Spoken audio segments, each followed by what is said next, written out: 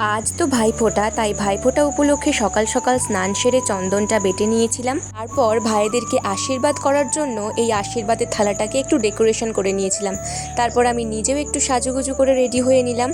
আর যেহেতু মা নেই, মা গেছে মাসিকে নিয়ে ডাক্তার বাড়ি, তার জন্য আমি আর দিদি দুজনে মিলেই সবটা একা হাতেই সামলেছি। আমি এখানে আশীর্বাদের থালাটাকে সাজিয়ে নিয়েছি। আমার কিন্তু দুটো ভাই আর দুটো দাদা।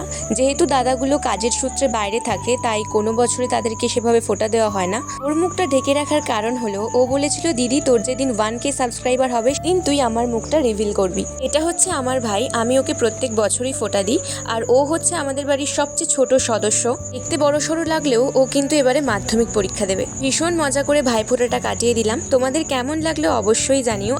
আর পরের বছর আমার ইচ্ছে যেন আমি আমার সব ভাইগুলোকে একসাথে ফোঁটা দিতে পারি। ভিডিও এখানে ভাইদের ফোঁটা দিয়ে দিল। তোমাদের ভাইফোঁটা কেমন কাটলো আমাকে অবশ্যই জানিও। আজ আসি।